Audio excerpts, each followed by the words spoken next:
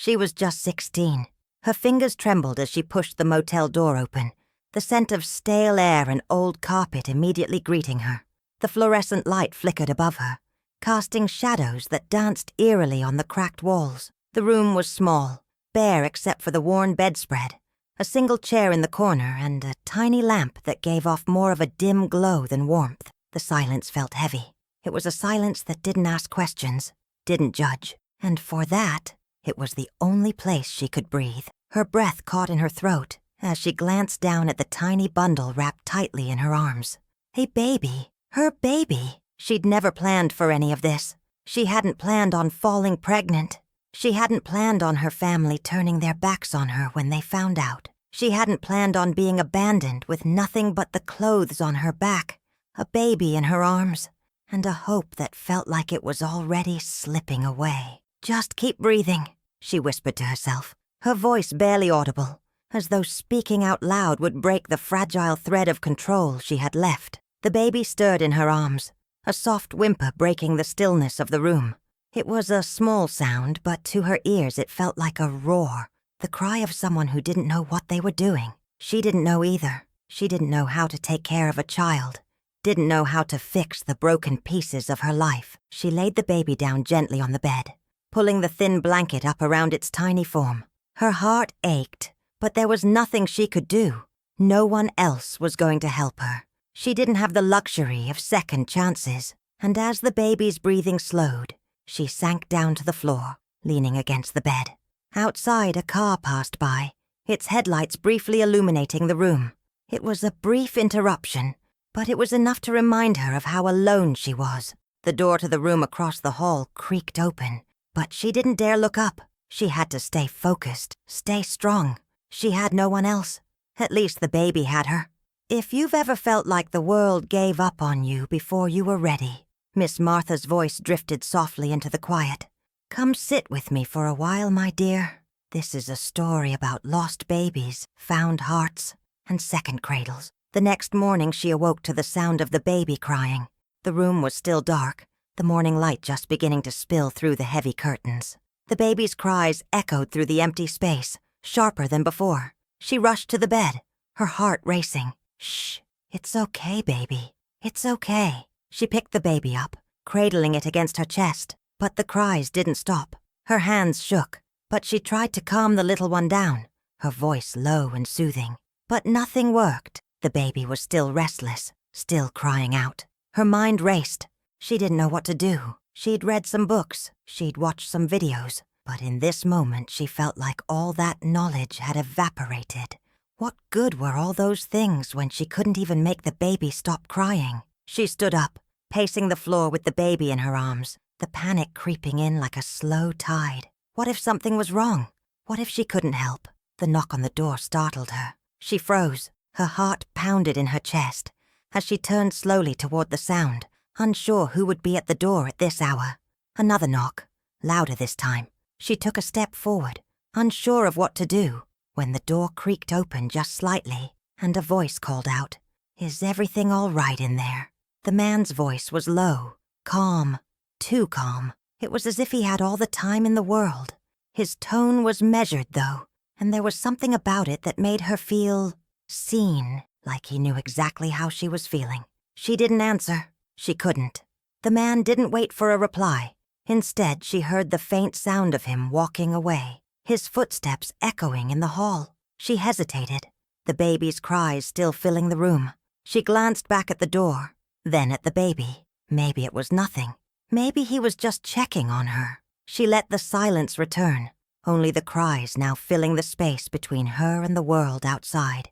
But as the door clicked shut softly in the hallway, she couldn't shake the feeling that something was about to change. That evening, she sat at the small table by the window, trying to think of her next move. The baby had finally fallen asleep, its chest rising and falling gently. She had managed to get a bit of sleep herself, though it was a restless slumber, full of broken dreams and worries.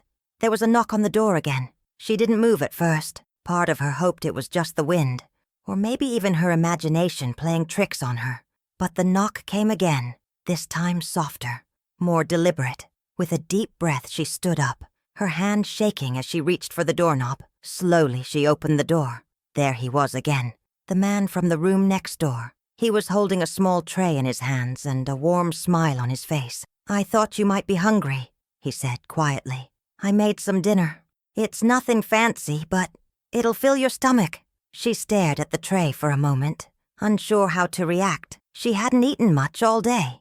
In fact, she hadn't eaten much in days. She was too busy trying to keep everything together, trying to keep her head above water. But the idea of a warm meal felt almost too much, like a kindness she wasn't sure she deserved. I'm okay," she stammered. "I'm fine." But the man's expression softened. He didn't press her. He simply stepped forward and gently placed the tray on the small table inside the room. "I'll leave it here. I'm in room 12 if you need anything. Don't be afraid to ask." And just like that, he turned and walked away. She stood there for a moment, the door still open as she looked at the tray. Something about the simplicity of the gesture made her chest tighten. It wasn't just food. It was something deeper, something she hadn't felt in a long time. It was a sign that maybe, just maybe, she wasn't invisible after all. The next morning, the smell of the food from the night before lingered in the air, mingling with the stale scent of the motel room. She hadn't eaten much of it, just a few bites to quiet the hunger gnawing at her insides.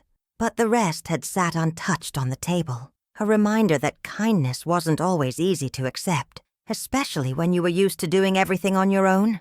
The baby slept soundly in the corner, wrapped in a soft blanket she'd picked up from a second-hand shop, its chest rising and falling in peaceful rhythm. For the first time in days, she felt a flicker of something close to calm. Maybe it was the baby's steady breath, or maybe it was the quiet comfort of being alone in this tiny, dim room. Either way, for a brief moment, she felt a little less desperate. But the world didn't stay still for long. The knock on the door came again, sharp and insistent, just as she had begun to lose herself in the comfort of the baby's presence. She froze, her heart thudding in her chest as the knock echoed in the empty space. Her stomach twisted. She wasn't ready for this. Not again. She slowly approached the door, each step a battle. What was it this time?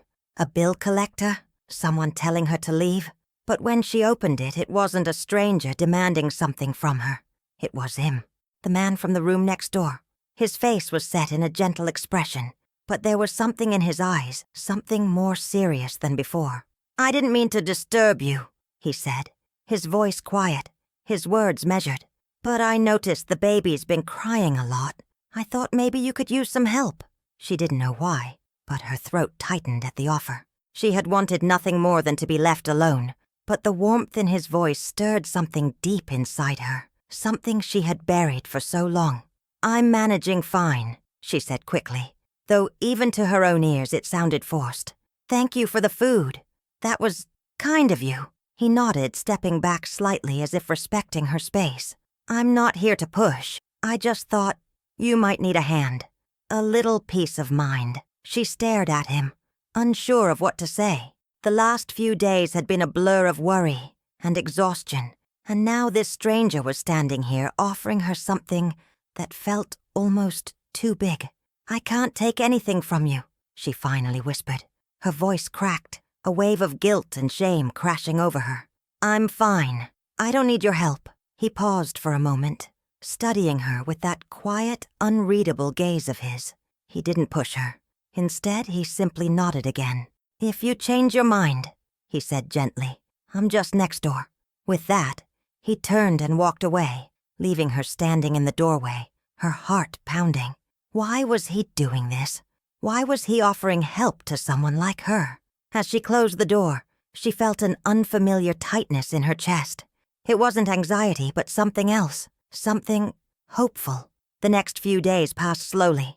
Time seemed to stretch endlessly, the hours blending together as she tried her best to care for the baby and navigate the overwhelming fear that gripped her. Every day was an endless loop of feeding, rocking, and trying to keep the crying at bay. But the baby had developed a fever. It wasn't a high fever, but it was enough to worry her. She had no experience with babies. No one had taught her how to be a mother. She didn't even know what to do when the baby was sick. The fear that had once been a quiet hum in her chest was now a loud, anxious drumbeat that kept her awake at night. She was sitting by the bed, gently rocking the baby in her arms, when she heard a knock at the door again. Her heart dropped. She couldn't answer. Not now. She had enough to deal with. She didn't need anyone else, especially not him. But the knock came again, this time softer, almost tentative. Reluctantly, she stood up and walked over to the door. She wasn't sure if she was ready for another interruption. But when she opened it, there he was again, the man from next door. "I'm sorry to bother you," he said, his eyes scanning the room with concern. "I noticed the baby seemed a bit under the weather. I know I'm not family, but if there's anything I can do..." Her chest tightened. Her instinct screamed at her to turn him away, to protect herself and the baby. She didn't know him, didn't want to trust him. But there was something in his eyes, something kind and genuine, that made it hard to push him away. He wasn't asking for anything. He wasn't demanding. He was just offering. She hesitated, the weight of the moment hanging heavy between them. And for the first time in what felt like forever, she let her guard down just a little. I don't know what to do," she admitted quietly, her voice barely above a whisper. "The baby's sick, and I don't know what to do." He stepped forward slowly, his presence a quiet comfort. "Let me help you," he said gently. "I don't know much about babies either, but I've seen a thing or two in my time. Maybe we can figure it out together." For the briefest of moments, she allowed herself to believe that maybe, just maybe, someone cared. Maybe she wasn't as alone as she thought. As he stepped into the room, she felt a strange sense of relief wash over her. It wasn't much, but it was enough. And in that fragile moment, the world felt a little less empty. The man who had yet to introduce himself settled beside her on the bed, his gaze soft yet focused as he looked at the baby in her arms. She couldn't remember the last time she'd allowed someone into her world like this, not since everything had fallen apart. "Have you checked the baby's temperature?" he asked, his voice steady, like he was no stranger to care. She shook her head. "I don't know how to. I've never done this before." The words felt like a confession, raw and unpolished, but they were true. The weight of motherhood was heavier than she'd ever imagined, and she had no one to share it with. He nodded slowly, his hands never moving too quickly or making her feel rushed. "Okay, let's see if we can help." He stood and walked to the small dresser, pulling open a drawer where she kept the few baby supplies she had managed to buy. "You should have a thermometer in here, I think," he said as he searched. She watched him, a quiet ache blooming in her chest. There was something gentle about his manner, something steady. She hadn't realized how starved she was for that kind of presence. After a few moments, he pulled out a small thermometer and tested it. The silence in the room thickened as he glanced at it, then turned to face her. "Just a slight fever," he said with a quiet reassurance. "Nothing too serious. We can try cooling him down with a damp cloth. Keep him hydrated. It should pass." She felt the tension in her shoulders ease, just a little, though doubt still swirled in her chest. She hadn't let herself breathe for so long, not since everything started unraveling. For a long moment she sat there, unsure of how to respond, feeling a strange mixture of relief and guilt. Why was he doing this? "Why are you helping me?" The question escaped her before she could stop it, her voice trembling slightly. "You don't even know me." He paused, his eyes softening as he set the thermometer down. "You're right. I don't. But I know what it's like to be alone." His voice dropped just a touch, his gaze far away. "Sometimes, a little kindness is all it takes to remind us we're not as invisible as we think." There was a weight to his words, a depth that tugged at her. It was as if he knew the very thing she feared most. That feeling of being forgotten, abandoned.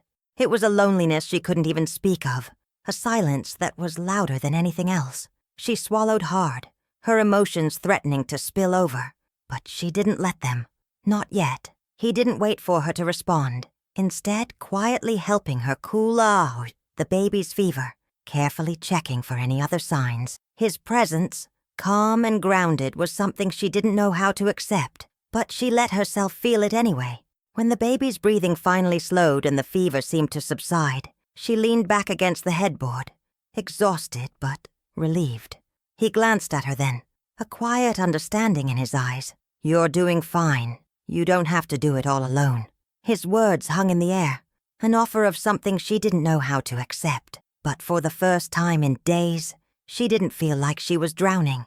Days passed, each one marked by small moments of care and connection. Each time he knocked on her door, it wasn't a request for something. It was just a quiet offering, a meal, a moment of help, a simple question if she needed anything. She tried to push the feeling away, tried to remind herself that she wasn't ready for anyone to get too close. But every time he spoke, his voice seemed to fill some hollow space inside her, a place she didn't even know was there. One evening, as the baby slept peacefully beside her, she heard the familiar soft knock on the door. She stood up slowly, brushing the hair from her face, and opened it. It was him again. "I brought some more food," he said with a small smile, holding a bag with something wrapped inside. "I wasn't sure if you were eating enough." "I'm fine," she said, though her voice lacked conviction. He didn't seem to mind. "I'll leave it here. But I also wanted to ask, do you have a name for him?" The question caught her off guard, the suddenness of it pulling her from the fog of her thoughts. She hadn't really thought much about it. Naming him seemed like a distant thing, a task that could wait until later, until she had a better grasp on everything. I don't know yet," she said quietly. "I've been so focused on everything else that I haven't thought about it." He nodded thoughtfully, his gaze soft as he placed the bag on the small table. "It's a big decision," he said gently, "but you'll know when it's the right time." She smiled faintly, her heart aching at the idea of finding something to hold on to in all this chaos, something permanent, something good. The man paused for a moment, studying her. Then, almost as if deciding something in his mind, he took a small step forward. "Why don't you let me know if you need anything? A hand or just a moment to breathe?" He smiled slightly. "I'm not going anywhere." She blinked, surprised by the sincerity in his voice. She opened her mouth to say something, to push him away, to make some excuse, but she didn't. For once she let the silence stretch out between them, comfortable and quiet. "Thank you," she whispered, barely more than a breath. He gave her a soft nod, his eyes thoughtful as he turned to leave. "I'm just next door." As he walked away, she closed the door slowly, her thoughts swirling. For the first time in a long while, something inside her felt like it was stirring. It wasn't relief, not yet, but it was the beginning of something else, something new. And though she wasn't sure what the future held, for the first time, she allowed herself to believe that maybe she didn't have to carry it all alone. The days blurred into each other, each one marked by the sound of the baby's cries and the quiet knock at her door. Each time he came, offering something small but meaningful, a warm meal, an extra blanket, a soft word of reassurance. And each time she found herself hesitating before answering, unsure if she was ready to let him in, really let him in. The baby's fever had subsided, but there was a quiet unease in her heart. Something was changing, but she wasn't sure what. She didn't know how long she could keep living in this fragile space between hope and fear. Every time he spoke to her, she felt something shift inside, a yearning for something she hadn't realized she'd been missing. But she was afraid of the vulnerability he made her feel, afraid of what it meant to trust someone again. And yet, every time he knocked, she found herself opening the door, one small step further into a world she had spent so long locking herself out of. One afternoon she was sitting by the window, the baby cradled against her chest as she rocked gently in the chair. When the knock came again, she took a deep breath, glancing at the baby, still half asleep in her arms. She hadn't slept much the night before, too anxious to rest. The idea of being alone with her thoughts in the dark felt unbearable, and yet she couldn't shake the feeling that maybe this time would be different. Maybe she didn't have to do everything alone. She stood up, her legs heavy with fatigue, and walked to the door. As she opened it, she found him standing there as always. His expression was kind, but there was something different in his eyes today, something more deliberate, like he had something to say. "I brought you some groceries," he said, holding up a bag with fresh produce, bread, and a few cans. "And I thought, maybe you'd like to go out for a walk, just for a little while, get some fresh air." She paused, uncertainty creeping in. She hadn't stepped outside in days, The idea of leaving the room, of being out in the world again, was both inviting and terrifying. She had no idea what kind of life awaited her beyond these four walls. What if it was just as harsh and unforgiving as it had been before? What if it only reminded her of everything she was running from? But then she looked at him. His face was calm, his smile open but not forceful. He wasn't asking for anything from her. He was simply offering something she hadn't thought to ask for. An escape, even if only for a short while. "I don't know," she said, her voice tentative. "I'm not sure if I'm ready for that." He nodded, his gaze understanding but not dismissive. "I get it. I just thought, if you changed your mind, you'd have the option. No pressure." He stepped back slightly, as if giving her the space to breathe. She stared at him for a moment, feeling the weight of the decision pressing down on her. But something about the softness in his eyes made her feel safe, like maybe she could trust him, even if just for a little while. "I'll think about it," she said, her voice barely above a whisper. She wasn't sure if she meant the walk or something else entirely, something that had to do with the way her heart was beginning to open again, like a flower waiting for the light. He smiled faintly, and for a brief second she could see the weariness in his eyes too. He wasn't perfect. He had his own scars, his own past. But there was something in the way he moved through the world, something steady and kind, that made her feel like maybe, just maybe, it was okay to let someone in. "I'll be right next door if you need me," he said before turning to leave, his footsteps echoing in the hall. She closed the door softly, the baby still resting in her arms, and took a deep breath. The line between needing help and wanting it was fragile, and she wasn't sure she knew how to cross it. But something inside her whispered that perhaps she could try.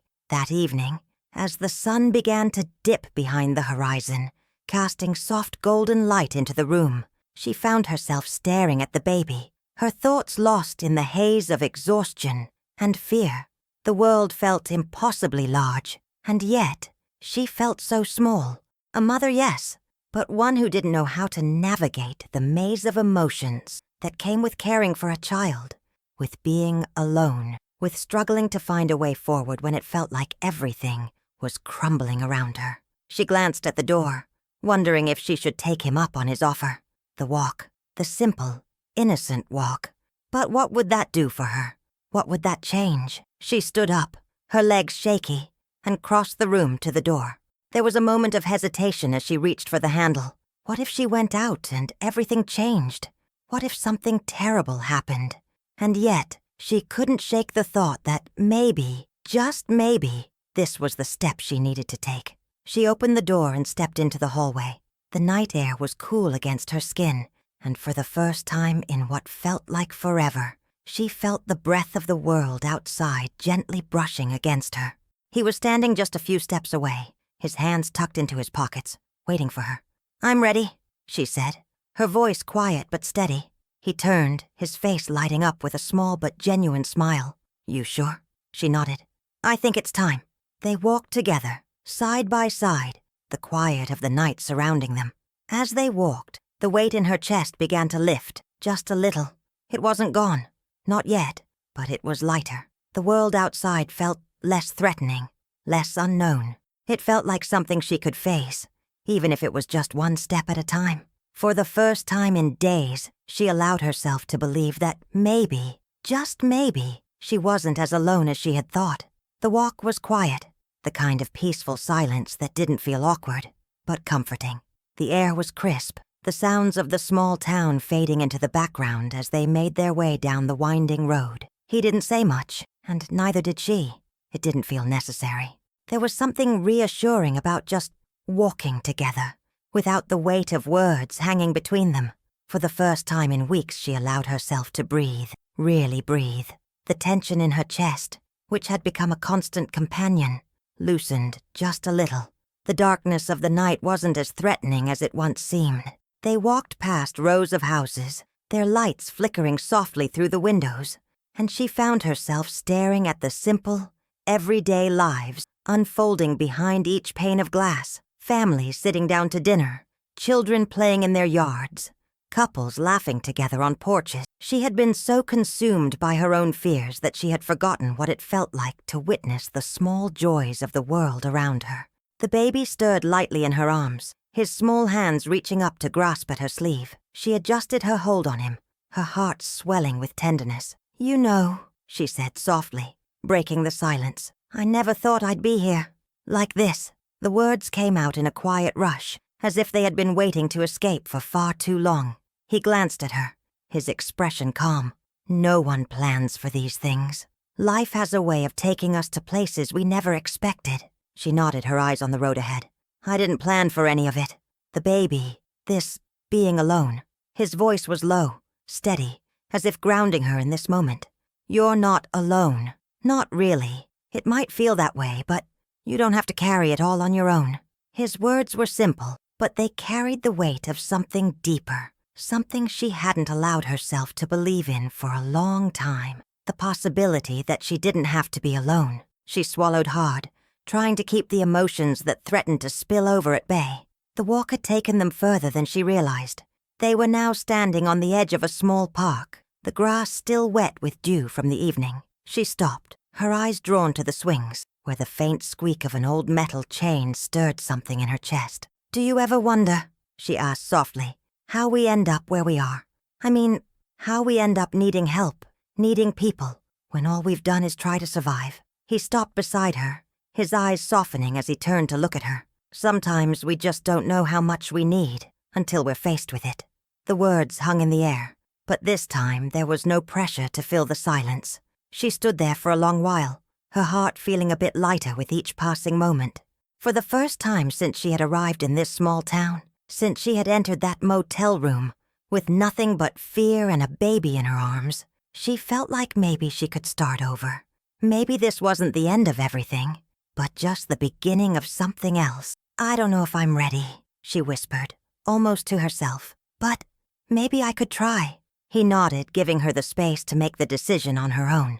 But his smile was warm and encouraging. "You don't have to be ready right away. Healing isn't something you can force. It's something you let happen, one step at a time." She closed her eyes for a moment, taking in the stillness of the night. The world seemed smaller now, more manageable. And for the first time in a long time, she allowed herself to believe that she could move forward, that healing didn't need to be a grand, impossible thing. It could start with something as simple as a walk, a conversation, or even just someone standing beside her. "I think I can take the next step," she said quietly, "even if it's a small one." His smile deepened. "That's all any of us can do." They stood there for a moment longer, the sound of the distant swings creaking softly in the background. And for the first time in what felt like forever, she allowed herself to feel like maybe, just maybe, she wasn't as lost as she thought. The days that followed were quieter, but the silence wasn't as heavy as it had been. There was a softness in the air, a kind of peace that she hadn't expected to find. The weight of fear had begun to lift, replaced by something gentler, something that felt like the beginning of healing. But with the stillness came the echoes of the past. They crept in at odd moments, when she was rocking the baby to sleep or when she glanced out the window at the world moving outside. The memories, the abandonment, the loneliness, all of it lingered in the back of her mind, just out of reach, but always present, like a shadow that wouldn't leave. She found herself standing in the small motel room one afternoon, staring at the baby asleep in the crib, when the door creaked open behind her. She turned to find him standing there again, the man from next door. He hadn't knocked this time, just entered quietly as usual, as if he knew she needed him to. "I thought I'd check in on you," he said, his tone light but his eyes careful. She smiled faintly, though the ache in her chest was still there, just under the surface. "I'm okay," she said, but it wasn't entirely true. The weight of her past seemed to follow her everywhere, even in this small room. The memories of being abandoned, of being alone with no one to turn to. Those feelings never completely left her. He noticed the shift in her mood immediately, his gaze softening. "You know, it's okay to not be okay sometimes." She glanced at him, surprised by the simplicity of his words. It was something she hadn't allowed herself to say out loud. She hadn't given herself permission to feel the way she did. lost, afraid, broken. "I don't want to drag you into my mess," she said quietly, almost apologetically. He shook his head, his voice steady. "You're not dragging anyone anywhere. I'm here because I want to be, not because I feel obligated." She looked at him, her heart aching with the weight of his kindness. "I don't know how to let go of the past," she admitted, the words falling from her lips before she could stop them. "Every time I think I'm making progress, it just comes rushing back." He stepped closer, his voice soft. "You don't have to let go all at once. Healing is slow, and it's messy. It's okay to take it day by day." Her throat tightened, and for a moment she felt like she might break. But she didn't. Not this time. She was learning, slowly, how to carry the past without letting it define her. And in that moment, standing there with him, someone who had offered her nothing but kindness, she realized that maybe, just maybe, she could start to believe in second chances. The days became easier after that. Not easy in the way she had imagined. No sweeping changes, no magical solution to all her fears. But something had shifted inside her. A small crack in the fortress she had built around herself, just enough to let the light seep in. Every small step she took, whether it was accepting a meal, talking with him, or even just sitting quietly with the baby, felt like progress. However slow, she began to understand something she hadn't before. Healing wasn't a dramatic event. It wasn't a grand gesture that would change everything in an instant. It was more like planting a seed and waiting, trusting that, over time, it would grow into something strong, something worth keeping. One morning, as she sat by the window, the baby cradled in her arms, she realized how much had changed in just a few short weeks. She had gone from feeling completely alone to having someone she could rely on, someone who had shown her, time and again, that she didn't have to carry the burden of everything by herself. She had started to trust him. Not just his kindness, but the quiet steadiness he offered her. There was something about him that felt like home, even though they had barely known each other. The knock on her door broke her thoughts, a soft, familiar sound. She smiled faintly as she walked to answer it, knowing exactly who it would be. He had come by so many times now, each visit carrying the same quiet generosity, the same patient understanding. "Morning," he said with his usual warmth, his hands holding a small box wrapped in brown paper. "I thought you might need a few things. I didn't know what you'd want, but I thought you could use some new clothes for the baby." Her heart tugged at the simplicity of his gesture. She hadn't asked for anything, but here he was, offering exactly what she needed, without making her feel like she was taking something she didn't deserve. "You didn't have to do this," she said softly, glancing down at the box. "I wanted to," he replied, his eyes steady and sincere. "It's not much, but I know how expensive baby things can get. Figured it would help." She hesitated, her chest tightening. The truth was, she had no idea how she was going to make it. The motel was cheap, but it wasn't free, and there were so many things she hadn't been prepared for when she'd found out she was pregnant. It had all happened so fast, and now she was just trying to keep her head above water. But somehow, through everything, he had appeared, a steady presence, a quiet support she hadn't known she needed. She took the box from him slowly, her fingers brushing against his as she did. It wasn't just the clothes, though. It was the reminder that kindness still existed, that there were people in this world who didn't expect anything in return, people who didn't see her as a burden or a problem to solve. "Thank you," she whispered, her voice thick with emotion. He gave her a gentle nod, his eyes soft. "You don't have to thank me. It's just the right thing to do." There was a pause, and then he took a small step closer. "I was wondering if you might want to talk about your past sometime, if you're ready for it. I know it's not easy, but I think it might help. You don't have to do it today, or ever, if you're not ready. But if you want to." She felt the tightness in her chest again, the familiar ache of old wounds. But this time, she didn't pull away. She looked at him, really looked at him, and for the first time she allowed herself to believe that maybe he wasn't just offering help because it was the right thing to do. Maybe he cared. "I'm not ready to talk about it yet," she said quietly, her hands clutching the box tightly. "But maybe one day I will be." He nodded, understanding without needing to press her for more. "I'll be here, whenever you're ready." She looked down at the baby, who had started to stir in her arms. The thought of opening up, of sharing the pain she had carried for so long, still seemed impossible. But the kindness he showed, the way he never pressured her, made her believe that maybe she could do it. Maybe one day she could share her past with him, and it wouldn't break her. She smiled faintly as she glanced up at him. "Thank you for everything." He gave her a small smile in return.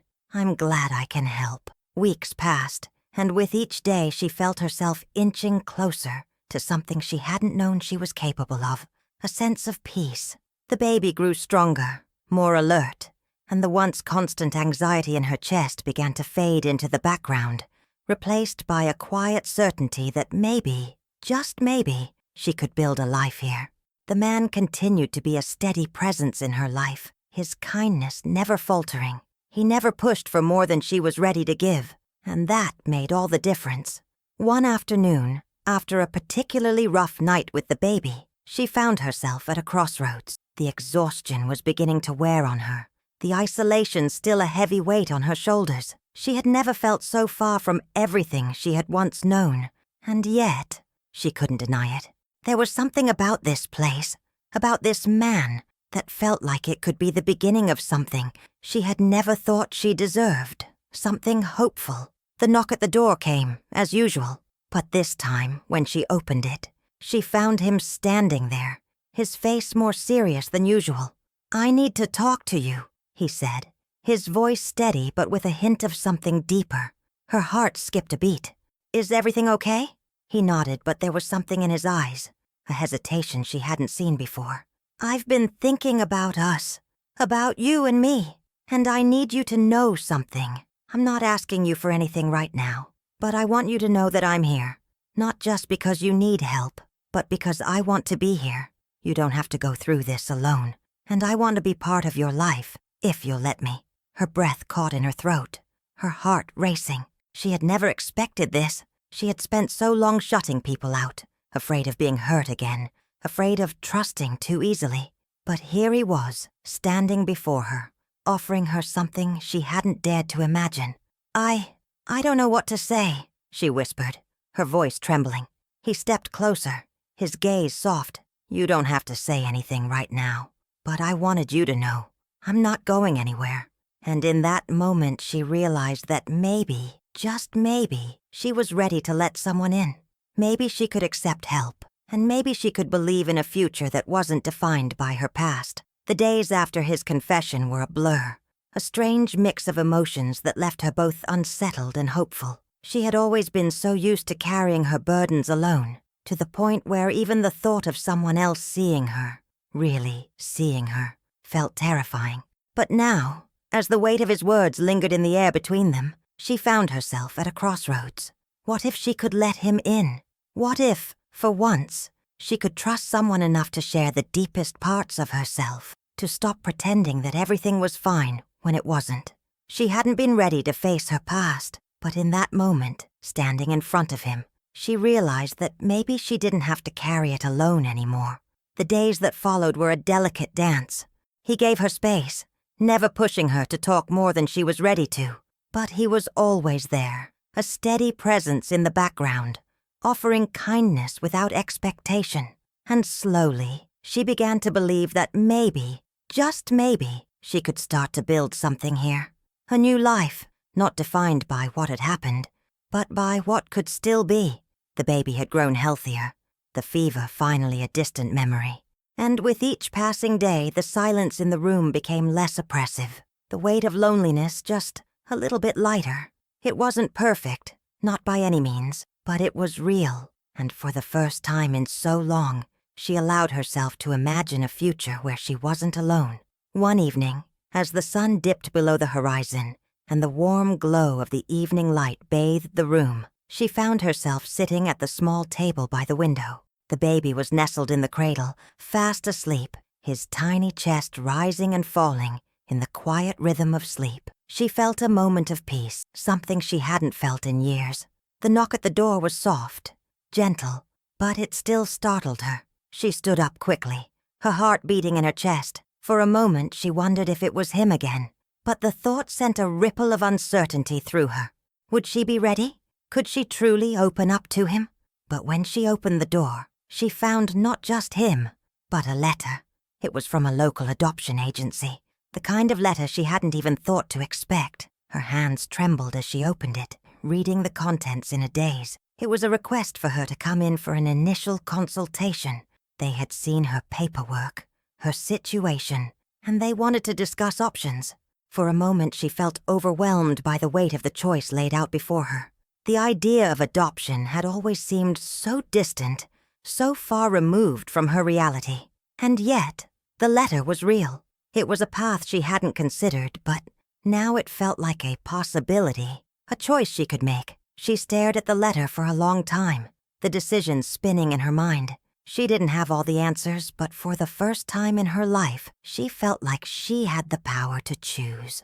And when the knock came again, she found herself walking to the door without hesitation, her thoughts still swirling, but a quiet strength beginning to form within her.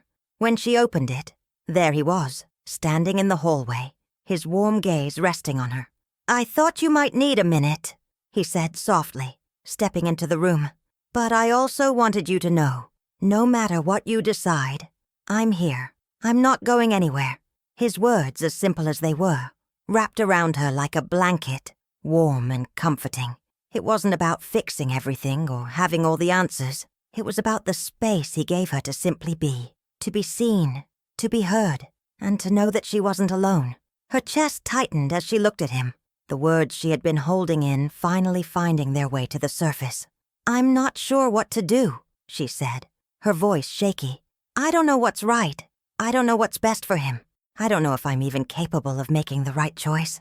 He reached out, gently placing a hand on her shoulder, his touch soft but reassuring.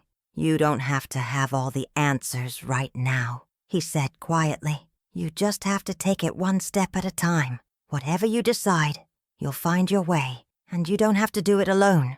Tears welled up in her eyes, unbidden, but this time, they weren't born from fear or grief. They were tears of something else, something fragile, something new. She nodded slowly, the weight of his words sinking in, offering her a strange comfort she didn't know she could feel. She didn't have to know everything. She didn't have to have it all figured out. She didn't have to be perfect. All she had to do was keep moving forward, one small step at a time. And with that thought, something inside her shifted.